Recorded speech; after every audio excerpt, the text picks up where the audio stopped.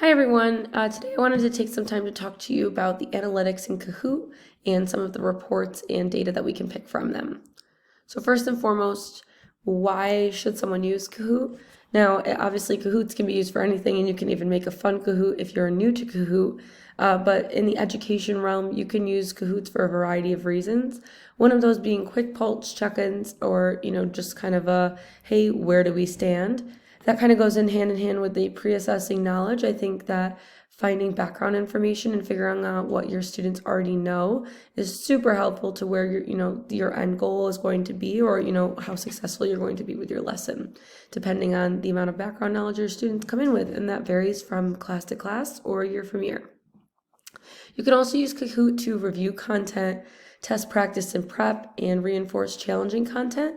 So in the past, in my fourth grade classroom, which is a state test year, so to speak, I love doing these practice questions before, and plugging in practice questions into Kahoots before state tests, because it really does get them excited to play and practice.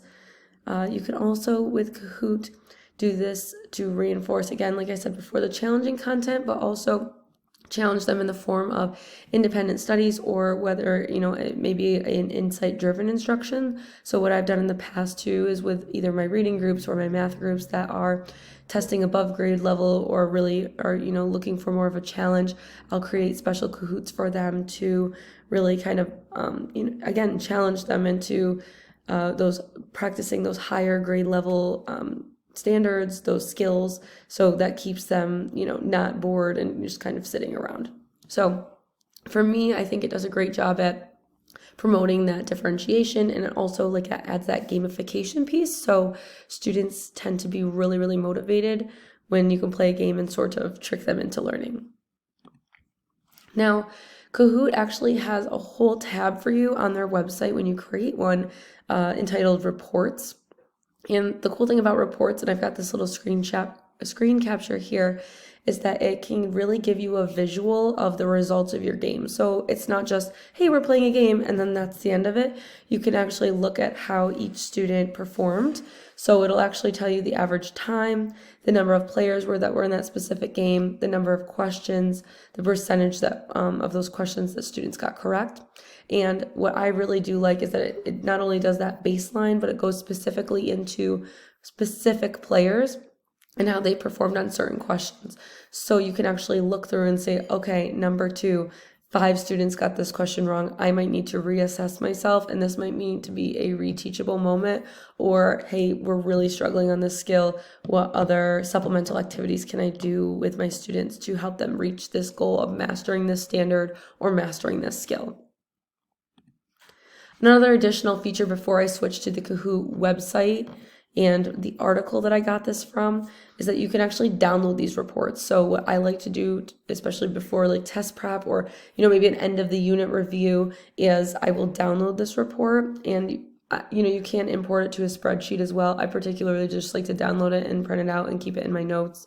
But again, you can name specific reports. So if I play the same game, last year as I did this year, I can, name it by the years. So I don't have a zillion files labeled under the same thing. So that's been pretty helpful for me. So I can reflect on, okay, they really understood this review. They're really understanding it. So again, just like many other lessons and activities, if you are an educator, it's kind of just a checkpoint down the road, and it really helps you check in with students in a fun and I feel engaging way.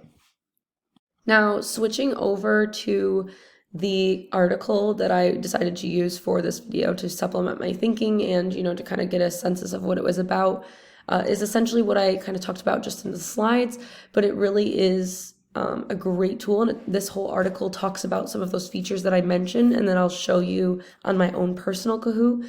But what's great about this report is that it's completely free. You don't have to pay the specific subscription. So because I'm a teacher currently, I have my personal account, I have a free account. I don't pay for anything extra. However, if you do decide to, buy a different membership, you certainly can. There are different, it just comes with different question packs or different backgrounds and all sorts of things like that. But again, this article, this is the screenshot, the capture that I had taken. It really just talks about how it Kahoot in general is a great way to, it's a great formative assessment. It's a great way to kind of check in with your kids. And again, they buy into it because of that motivation piece and they see it as a game. That gamification piece is really powerful. And again, the report's easy for me. I'm doing some learning. I'm learning about what my students know and what they don't know. And then the students are reviewing or I'm pre-assessing them. It has a purpose. It's not just a game to be a game. Now, on my own, I pulled up a report from October 14th. And, it was a live game, so all of my students were in the classroom. It was just a mid kind of check-in with our lessons. So it'll tell you that 62% were correct. You can see the group improve, so you can compare the scores. But it tells you that there were 13 questions, and it took us about 17 minutes to get through it. It will also tell you the students over here and it says, I'm not sure if you can see behind my screen here, but 15% and 23%. So it will tell you what students particularly needed help with this and their percentage of their questions.